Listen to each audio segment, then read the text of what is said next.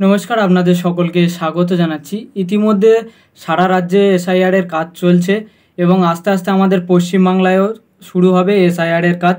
তো এসআইআর এর ক্ষেত্রে কি কি নথি আপনাদের দেখাতে হবে সমস্ত পশ্চিমবঙ্গবাসীদের জন্য আমি এর আগের ভিডিওতে বলে দিয়েছি, তোমরা দেখেছো বা তোমরা অনেকেই যারা কাগজ নিয়ে কি কি ডকুমেন্টস তোমাদের লাগবে সেই সমস্ত ডকুমেন্টস আমি তোমাদেরকে একদম পাই টু পাই তোমাদেরকে বলে দিয়েছি যে এসআইআর এর ক্ষেত্রে কি কি কাগজ লাগবে সেগুলো কিন্তু তোমরা ভালো করে জেনে নিয়েছো বা তোমরা অনেকেই জানো। তো আজকের ভিডিওতে আমি তোমাদেরকে বলবো যে ইতিমধ্যে কিন্তু সুপ্রিম কোর্ট থেকে আরও একটা নির্দেশ জারি করা হয়েছে যেটা শুধুমাত্র পশ্চিমবাংলার ক্ষেত্রে প্রযোজ্য হবে।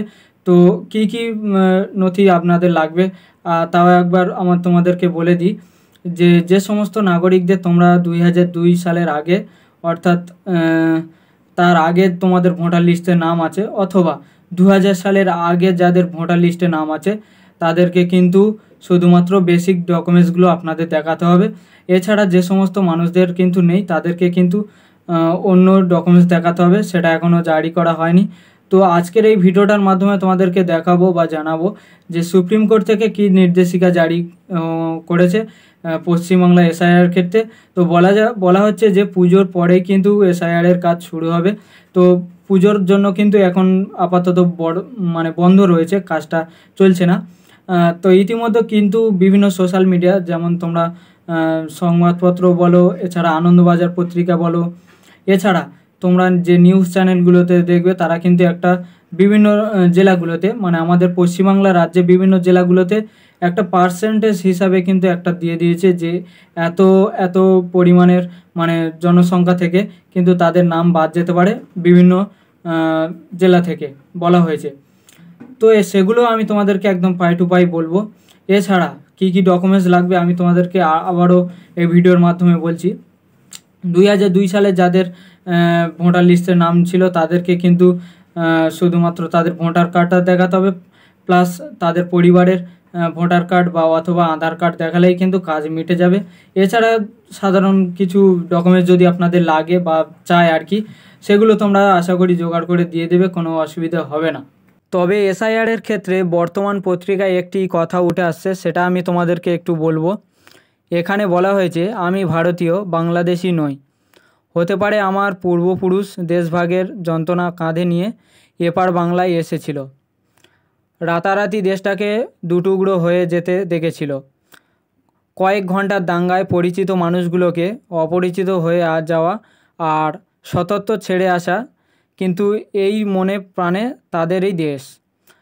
তারপরও বারবার তাদের প্রমাণ দিতে হতে বলেছিল যে নাগরিকত্বের যে প্রমাণটা রয়েছে আর কি। তাই মূলত মালদহ, মুর্শিদাবাদ, নদিয়া সীমান্তবর্তী অঞ্চলগুলোতে বলা হয়েছে মানুষরা ছুটছে ডিজিটাল বার্থ সার্টিফিকেটের জন্য। কেউ আছড়ে পড়েছিল সরকারি দপ্তরে, কেউ ধীরে ধীরে ছড়িয়ে পড়ছে অন্য অন্য জেলাগুলোতে। পরিচয় হারানোর ভিটে হারানো দেশ, হারানো যন্ত্রণা। তো এইরকম কিন্তু একটা কথা উঠে আসছে বর্তমান পত্রিকায়, যেটা আমি আপনাদের জানালাম। তো এখানে বলা হয়েছে যে ডিজিটাল বার্থ সার্টিফিকেট, ঠিক আছে, অর্থাৎ যেটা জন্ম সার্টিফিকেট বলা হচ্ছে, সেটা কিন্তু সবাই পাওয়ার উদ্দেশ্যে ছুটছে চারিদিকে। তো এর জন্য কিন্তু অনেক মানুষের থেকে বিভিন্ন ধরনের টাকা পয়সা নেওয়া হচ্ছে। যেহেতু সামনে পুজো, তো পুজোর পরেই কিন্তু এসআইআর এর কাজ শুরু হয়ে যাবে এবং এসআইআর ক্ষেত্রে কি কি কাগজ লাগবে সেটাও আমি তোমাদেরকে বলেছি। এর মাঝে কিন্তু বিভিন্ন সংবাদপত্র এছাড়া নিউজ চ্যানেল থেকে আপনারা এই এসআইআর নিয়ে কিন্তু বিভিন্ন জল্পনা আপনারা দেখছেন এবং আপনারা শুনছেন। তো পার্শ্ববর্তী রাজ্য হচ্ছে কি বিহার, সেখানে কিন্তু বর্তমানে এখনও কিন্তু দফায় দফায় এসআইআর এর কাজ চলছে এবং বিভিন্ন জেলা থেকে মানে বিহারের বিভিন্ন জেলা থেকে কিন্তু বহু মানুষের ভোটার লিস্ট থেকে নাম বাদ যাচ্ছে। এবারে আপনারা অনেকেই চিন্তা করছেন বা ভাবছেন যে বিহারে যেহেতু এসআইআর চলছে এবং ওখান থেকে যে মানুষদের নাম ভোটার লিস্ট থেকে নাম কাটা যাচ্ছে সেগুলো আমাদের বাংলায়ও হবে, এটা কিন্তু সত্যি। ওখানেও যে সমস্ত মানুষের নাম কাটা যাচ্ছে সেটাও কিন্তু সত্যি। তো এবারে দেখুন ওই সমস্ত যে সমস্ত ভোটার লিস্ট থেকে নাম কাটা যাচ্ছে সেগুলো কিন্তু অন্যান্য যে সমস্ত মানুষ অন্য অন্য রাজ্য থেকে এসেছে তারা মানে ভুয়ো ভোটার কার্ড তৈরি করেছিল সেগুলো কিন্তু বাদ যাচ্ছে, অথবা যেগুলো মারা গেছে সেগুলোও কিন্তু তাদের নাম থেকে বাদ যাচ্ছে। তার মধ্যেই কিন্তু পড়ছে এগুলো, যে সমস্ত নাগরিকের মানে ভোটার লিস্ট থেকে নাম বাদ যাচ্ছে সেগুলো কিন্তু শুধুমাত্র যে যে সমস্ত মানুষের মানে অরিজিনাল ভোটার কার্ড সেগুলো কিন্তু বাদ যাচ্ছে এমনটা নয়। আশা করি আমি কি বলছি আপনারা বুঝতে পারছেন। যে সমস্ত মানুষ আগে মারা গেছে তাদের নাম বাদ যাচ্ছে, এছাড়া যেগুলো ভুয়ো ভোটার কার্ড সেগুলো কিন্তু কাটা যাচ্ছে, যেগুলো অরিজিনাল ভোটার কার্ড সেগুলো কিন্তু বাদ যাচ্ছে না। এটা বাংলায়ও হবে। তো বাংলার জন্য কি কি ডকুমেন্টস প্রযোজ্য সেগুলো আমি তোমাদেরকে বলে দিয়েছি, একদম পাই টু পাই বলেছি, সেগুলো আপনারা জোগাড় করে রেখে দেবেন। এবং আপনারা বিভিন্ন নিউজ চ্যানেল এছাড়া সংবাদপত্র থেকে একটা পার্সেন্টেজ হিসাবে যে খবরটা পাচ্ছেন, যে এই জেলা থেকে, যেমন ধরুন মুর্শিদাবাদ, নদিয়া, দক্ষিণ চব্বিশ পরগনা, এই সব জেলাগুলোতে যে একটা পার্সেন্টেজ হিসাবে দেখাচ্ছে যে এত পার্সেন্ট মানুষ, 41, 42, 44% মানুষ নাগরিক ভোটার কার্ড থেকে নাম বাদ যাবে। এগুলো কিন্তু একদম ভুয়ো খবর, এগুলো কিন্তু আপনারা শুনবেন না বা এগুলো দেখার কোনো প্রয়োজন নেই। এগুলো হতে পারে আবার নাও হতে পারে, এখন কিন্তু কনফার্ম না। এসআইআরের কাজ শুরু হওয়া পর্যন্ত মানে চালু হওয়া পর্যন্ত কনফার্ম বলা যাচ্ছে না যে কত পার্সেন্ট ভোটার লিস্ট থেকে নাম বাদ যাবে। অ্যাকচুয়ালি সুপ্রিম কোর্ট বলতে চাইছে যে সমস্ত ভারতীয় নাগরিক তাদের ভোটার লিস্ট থেকে নাম বাদ যাবে কেন। তো দেখুন, যে সমস্ত বাংলাদেশিরা আমাদের পশ্চিমবাংলায় এসে আছেন বা বিভিন্ন রাজ্যে রয়েছেন, তারা কিন্তু অনেকেই ভুয়ো ভোটার কার্ড বা যে কোনো দপ্তর থেকে তারা কিন্তু যে ভোটার লিস্ট থেকে নাম তুলেছিল, ভোটার লিস্টে নাম তুলেছিল, সেগুলো কিন্তু আস্তে আস্তে কাটা যাবে। এবারে দেখুন, যা বলা হয়েছে যে 2000 সালের আগে যে সমস্ত নাগরিকদের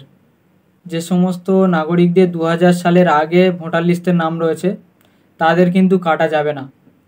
এবং অনেকেই ভাবছেন যে আমাদের তো 2000 সালের আগের ভোটার লিস্টের নাম নেই, তো সেগুলো ক্ষেত্রে কি করবে আপনারা, আমি তোমাদেরকে একটু বলে দিই। ধরুন আপনাদের নাম নেই 2000 সালের আগে ভোটার লিস্টে, তো আপনার যে কোনো পরিবারের যে কোনো মানুষের যদি 2000 সালের আগের নাম থাকে, সেই লিস্টটা দেখালে কিন্তু ছেড়ে দেওয়া হবে। এছাড়া আধার কার্ড তো অবশ্যই দেখাতে হবে। এবং এই রকম করেই কিন্তু চলতে থাকবে ভোটার লিস্টের নাম পরিবর্তন। এছাড়া এখানে আর একটা মানে ডকুমেন্টস আপনাদের দেখাতে বলছে, যেটা হলো বার্থ সার্টিফিকেট, মানে নাগরিকত্বের প্রমাণ যেটা বলা হচ্ছে, জন্ম সার্টিফিকেট। তো এটা আপনারা বার করে নেবেন খুব সহজে। এর আগের ভিডিওতে আমি তোমাদেরকে বলেছি যে জন্ম সার্টিফিকেট কীভাবে ডাউনলোড করতে হয় অনলাইনের মাধ্যমে। যদি না থাকে বা তোমরা যদি অনেকেই বুঝতে অসুবিধা হয়, তো ভিডিওটার মাধ্যমে কমেন্ট করো, তাহলে আমি তোমাদেরকে লিঙ্কটা দিয়ে দেবো। অথবা তোমরা যদি নেক্সট ভিডিওটা চাও যে ডিজিটাল বার্থ সার্টিফিকেট কীভাবে ডাউনলোড করব, তো কমেন্টে জানাও, তাহলে তোমরা এই রকম টাইপের একটা ভিডিও তোমরা পেয়ে যাবে। সেখান থেকে কিন্তু খুব সহজে জন্ম সার্টিফিকেট বা বার্থ সার্টিফিকেট বের করে নিতে পারবে। তো আশা করি এই ভিডিওটার একটা ইনফরমেশানটিভ ভিডিও হয়েছে। তো ভালো লাগলে অবশ্যই লাইক করবেন, আর এইরকম ইনফরমেশান ভিডিও দেখার জন্য চ্যানেলটাকে সাবস্ক্রাইব করে পাশে বেল আইকনটা দাবিয়ে দেবে।